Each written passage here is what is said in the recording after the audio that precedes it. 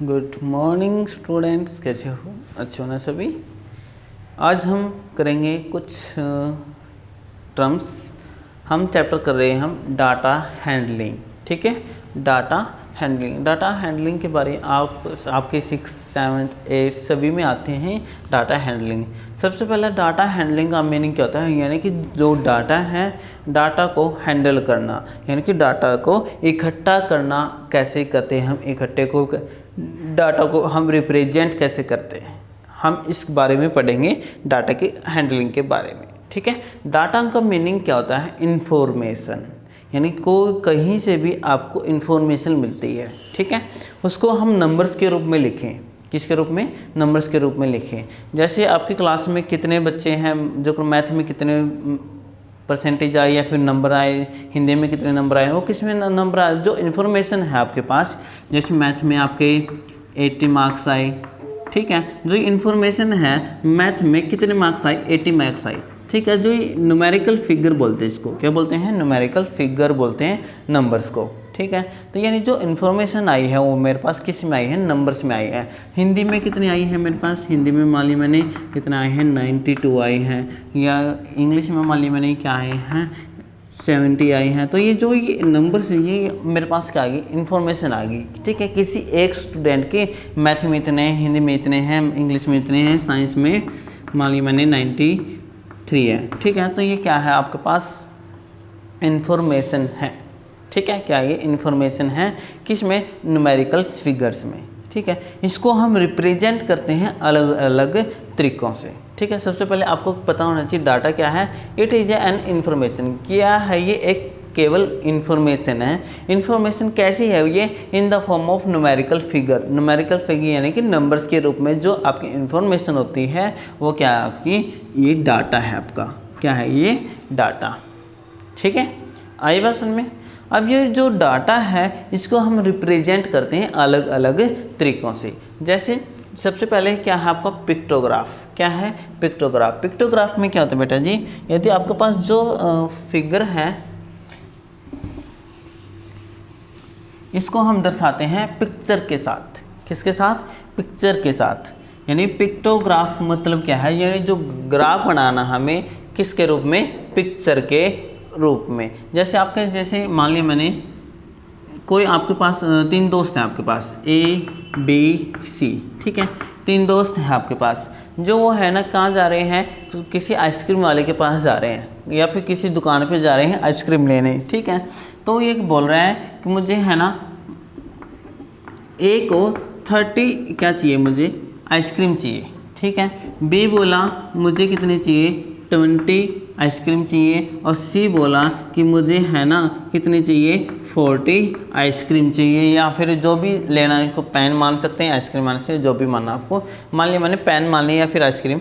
तो A को है ना 30 आइसक्रीम चाहिए, B को 20 आइसक्रीम चाहिए और C को 40 आइसक्रीम चाहिए। ठीक है, अब इसको है ना रिप्रेजेंट कैसे है? एक तो आप रिप्रेजेंट कर सकते हैं, जैसे A को कितनी चाहिए? 30 आइसक्रीम, तो आप 30 ऐसे बनाएंगे आइसक्रीम की पिक्चर। ठीक है, ऐसे 30 तक। ठीक है, ये तो काफ़ी लंबा हो जाएगा। ठीक है, तो मैं क्या करूँगा? इसको शॉर्ट बनाने के लिए, इसको आसान बनाने के लिए हम पिक्टोग्राफ का यूज करते हैं। यानी कि क्या करूँगा? मैं एक सिंबल मानूंगा, एक स्केल मानूंगा, इसको बोलते हैं हम स्केल। स्केल का मीनिंग क्या है? जो आप रिप्रेजेंट कर रहे हैं पिक्चर को, वो किसके इक्विवेलेंट मान रहे हैं? इक्विवेलेंट किसके मान लिया मैंने? 10 के इक्विवेलेंट मान लिया। ठीक है, किसके इक्विवेलेंट मान लिया मैंने? 10 के इक्वल। तो जो एक आइसक्रीम, जो ये पिक्चर है, ये आइसक्रीम, ये किसके इक्विवेलेंट है? 10 आइसक्रीम के इक्वल है। ठीक है, ये 10 आइसक्रीम के इक्वल है। ओके, अब मुझे क्या करना है? तो ये इसको कितनी चाहिए? 30 चाहिए। और एक आइसक्रीम कितने की? ये जो पिक्चर है ये किसके इक्वल है? 10 आइसक्रीम के। तो इसका कितनी पिक्चर बनानी पड़ेगी? 3।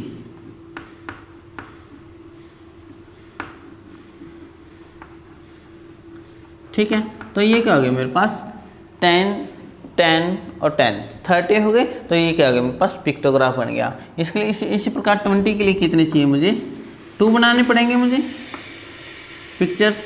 और 40 के लिए कितने बनाने पड़ेंगे मुझे? 4। ठीक है, तो ये क्या आपका पिक्टोग्राफ। क्या है ये पिक्टोग्राफ। आई बस में। अब आगे क्या है बार ग्राफ। बार ग्राफ क्या होता है?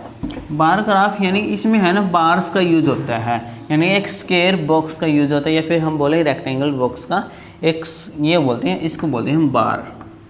इस तरह से दिखाई देने वाले इनको बोलते हैं हम क्या? बार। ठीक है। जो ये बार हैं ये कहाँ पे दर्शाए हैं? ग्राफ में। किसमें?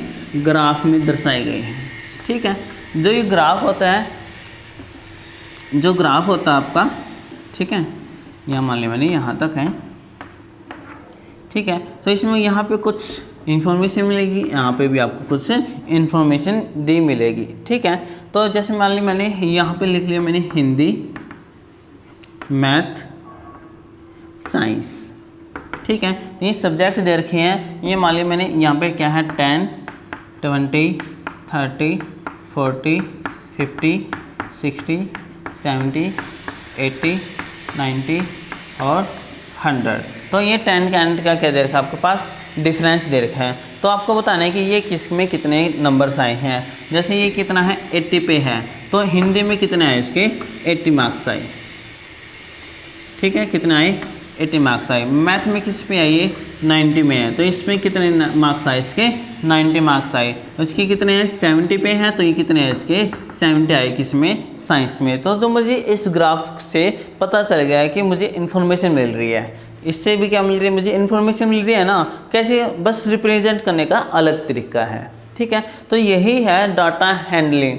डाटा हैंडलिंग क्या होता है? इन्फॉर्मेशन को, जो आपके पास इन्फॉर्मेशन है उसको कलेक्ट करके कैसे हम उसको रिप्रेजेंट करते हैं। ठीक है। हम कलेक्शन करते हैं किसी के डाटा का, उसको हम रिप्रेजेंट करते हैं, इसी को बोलते हैं हम डाटा हैंडलिंग। तो ये बार ग्राफ है। यदि आपके पास क्या है? Double bar graph. किस में आए? Double bar graph. Double bar graph में इसके एक साथ और लग जाता है, एक डबल हो जाते हैं ये। ठीक है। ये इंटरवल्स में होते हैं, क्लास इंटरवल में। जब हम कराएंगे तब पता चलेगा डबल बार ग्राफ के बारे में। आगे फ्रीक्वेंसी टेबल। फ्रीक्वेंसी टेबल में आपके, या फिर टेबुलेशन ऑफ डाटा भी बोल सकते हैं हम इसको। ठीक है। फ्रीक्वेंसी टेबल बोलें या फिर टेबुलेशन ऑफ डाटा, ये भी आपका यूज़ होता है। इसमें हम आपके टैली मार्क्स यूज़ होते हैं। किसका यूज़ होता है? टैली मार्क्स का। ठीक है। जैसे आपको क्या क्या लिखना था? 30, 40 और 20 है आपके पास। ठीक है। जो आपके A B C है आपके पास, कोई भी A B C। ठीक है। इसको कितने आइसक्रीम? 30, इसको 40, इसको 20। तो हम क्या करें? एक तो पिक्टोग्राफ का यूज़ किया था, हम किसका यूज़ करेंगे? हम टैली मार्क्स का यूज़ करेंगे। इसको कैसे करेंगे? देखो, इसको हम ऐसे लिख सकते हैं 30 बार्स 3 1 2 3 4 5 6 7 8 9 10 11 12 13 14 15 16 17 18 19 20 21 22 23 24 25 26 27 28 29 30। ठीक है। एक तो इस तरीके से यदि हम इसको ये इन्फॉर्मेशन दे दें, ठीक है, तो ये का कोई क्या इसको हम पता कर सकते हैं ये कितने हैं? हमें कन्फ्यूजन होगी कि इसमें कितने कितने आपके वे हैं, कितने क्या है, कितने डंडे हैं ये, कितने वन हैं ये, कि 30 है क्या, फिर 31 है या फिर 29, इसमें हम कन्फ्यूजन होते हैं। इसलिए हम किसका यूज़ करते हैं? हम टैली मार्क्स का यूज करते हैं। टैली मार्क्स में क्या होता है? जो 1 है उसको रिप्रेजेंट करते हैं ऐसे, 2 को ऐसे, 3 को 3 बार, 4 को 4 बार और 5 को, जो 5 वाला है इसको हम रिप्रेजेंट करते हैं ऐसे। ठीक है। ऐसे भी कर लो या फिर ऐसे कर लो, बात एक ही है इसकी। ठीक है। इसमें कोई भी मतलब कन्फ्यूजन होने की बात नहीं है। कई बुक्स में ऐसे भी दे रखा है, कई बुक्स में ऐसे भी दे रखा है, ऐसे कोई इसमें कन्फ्यूजन वाली बात नहीं है। जो रियल होती है वो ये वाली होती है आपकी। ठीक है। iOS में इसमें भी कोई इशू नहीं है आपका।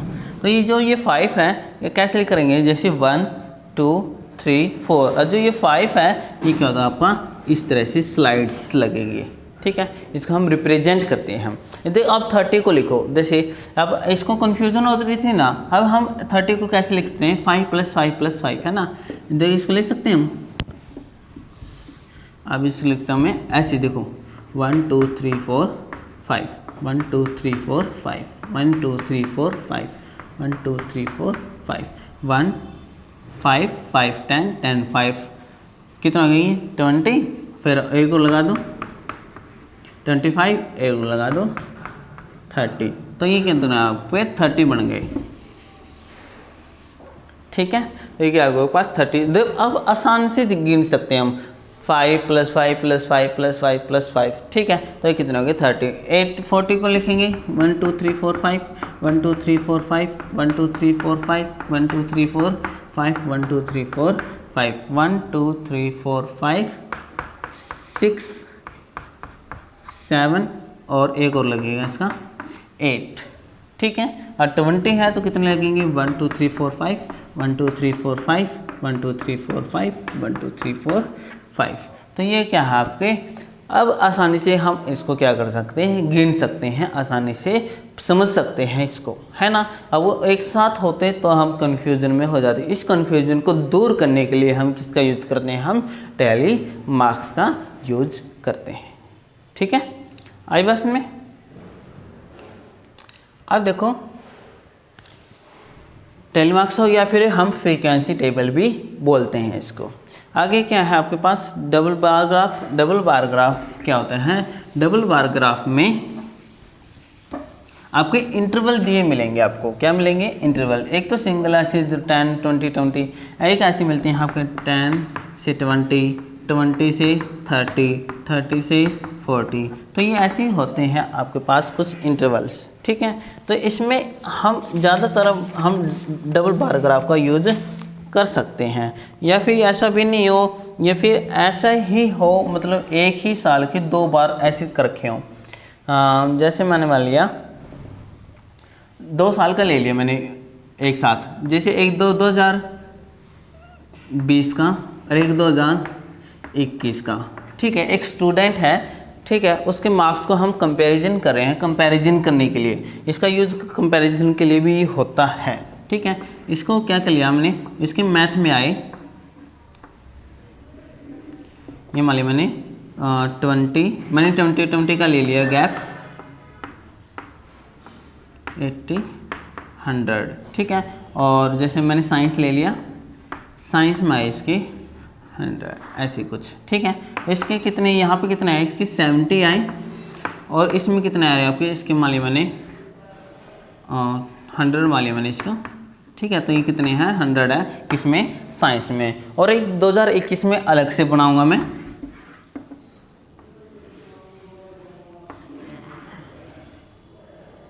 मैथ में इसका है 20 40 60 80 100। ठीक है, और एक इसमें मान लिया मैंने 80 आई इसके। ठीक है, 80 आई हैं किसमें, साइंस में। ये किसका है, ये 2021 का है, और ये किसका है 2020 का है। ठीक है, तो अब देखो 2020 में और 21 में अलग अलग बनानी पड़ रही है मुझे इन्फॉर्मेशन के लिए। ठीक है, इसको अलग अलग बनाने के बजाय मैं किसका यूज करूंगा, मैं डबल बार ग्राफ का यूज करूंगा मैं। ठीक है, डबल बार ग्राफ करने के लिए हम किसका यूज करते हैं, 2 इन्फॉर्मेशन को एक साथ करने के लिए। यदि देखो ये इसमें 2020 और 2021 का करना चाहता हूं मैं, ये इन्फॉर्मेशन कैसे करूंगा, जो ये मैथ में है, इसका मैथ में है। ठीक है, मैथ में यहाँ पे कितना है 70 है 2020 में। ठीक है, 2021 में कितना है इसका 100। तो 2021 में 100 है, तो यहाँ पे कितना है, यहाँ पे एक साथ इसी के साथ मिलता, इसी के साथ यही लगा दें मैंने 100 तक गया ये।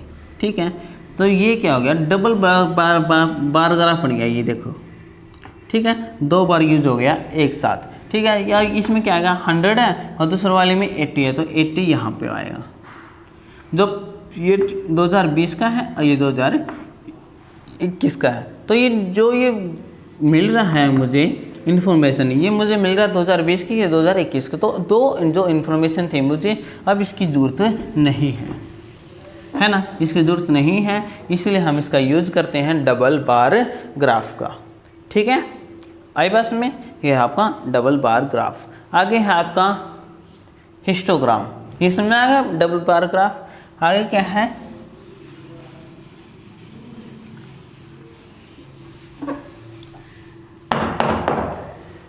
आगे क्या है, हिस्टोग्राम। हिस्टोग्राम देखो, इसमें भी डबल बार ग्राफ की ही तरह बोल सकते हैं, बट इसमें क्या होता है, इसमें कंटिन्यू होते हैं। क्या होते हैं, इसमें कंटिन्यू होते हैं, इसमें कोई भी गैप नहीं होता। जैसे इसमें ग्राफ में क्या होता है, गैप लिए जाते हैं हमारे, ये जो बीच में था क्या रहता था, गैप रहता था, ठीक है। इसमें क्या होता है, यदि आपके पास क्या हो, सबसे पहले इंटरवल होनी चाहिए, class interval, class interval. Interval, class interval का मतलब क्या है, जैसे मैंने लिखा है 0 से 10 तक, 10 से 20 तक, 20 से 30 तक, 30 से 40 तक, ऐसे क्लास इंटरवल ले लिए मैंने। क्लास इंटरवल यानी कि थोड़े थोड़े गैप का दे लिए मैंने, ठीक है। मान लिया जो 0 से 10 तक के बच्चे हैं, मैंने रोल बने, तो ये मान सकता हूँ मैं, क्या मान सकते हैं इसको, हाइट, हाँ हाइट मान सकते हैं कि 0 से 10 तक के जो बोल सकते हैं हम इंच में या फिर फुट में बोल सकते हैं, सेंटीमीटर मान लिया मैंने, ठीक है। 0 से 10 से सेंटीमीटर की पेंसिल ले ली मैंने। पेंसिल की जो लंबाई है 0 से 10 तक की वो कितनी है, 5 पेंसिल हैं, जिसकी 0 से 10 तक की पेंसिल है। एक पेंसिल है आपके पास, ठीक है, बहुत सारी पेंसिल है, जिसकी हाइट 0 से 10 सेंटीमीटर भी है, 10 से 20 सेंटीमीटर भी है, 20 से 30 सेंटीमीटर है, 30 से 40 सेंटीमीटर के बीच की भी है। जैसे मान ली जो 6 सेंटीमीटर की एक क्या है पेंसिल है, वो किस में आएगी, 0 से 10 वाले में आएगी, जिसके 7 भी सेंटीमीटर इसमें ही आएगा, 8 भी और 9 भी, और 10 किस में आएगा, नेक्स्ट वाले में, ठीक है। तो ये नंबर है आपका 0 से 10 वाले, इसमें मान ली मैंने 5 है, 0 से 20 इसमें मान ली मैंने 6 है, कुछ ऐसे ही मान ली मैंने, ठीक है। तो 0 से 10 से सेंटीमीटर वाली पेंसिल कितनी है, 5 है, 10 से 20 वाले में 6 है, 20 से 30 वाले में 3 है, 30 से 40 वाले में 4 पेंसिल है। किसका यूज करते हैं हम, हिस्टोग्राम का। हिस्टोग्राम क्या होता है, इसमें क्या होता है बेटा जी, लगातार यूज होते हैं इसमें। जैसे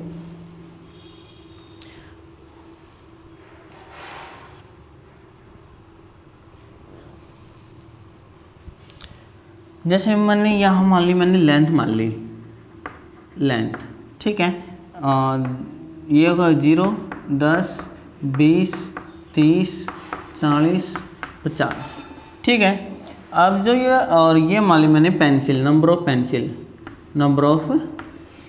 पेंसिल, ओके।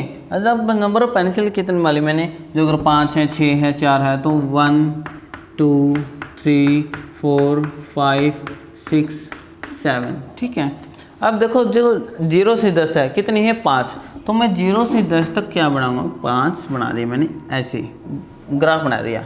अब 10 से 20 कितनी है, 6, तो इसमें गैप नहीं लूँगा मैं, इसी के साथ बना के जाऊँगा मैं, कितना, 6, ठीक है। आगे देखो 10 से 20 से 30 कितनी है, 3, 20 से 30 कितनी है, 3, तो ये यहाँ तक आएगा, ठीक है। 30 से 40 है तो 4, 30 से 40 है कितनी, 4, तो ये 4 यहाँ आ जाएगा, ठीक है। तो इसमें जो गैप है वो नहीं होता, इसमें लगातार बार ग्राफ बनते हैं, इसको बोलते हैं हम हिस्टोग्राम। क्या बोलते हैं हम इसको, हिस्टोग्राम। हिस्टोग्राम में क्या होता है, इंटरवल्स का यूज होता है, ठीक है। आगे है पाई चार्ट। क्या है, पाई चार्ट। पाई चार्ट क्या है बेटा जी,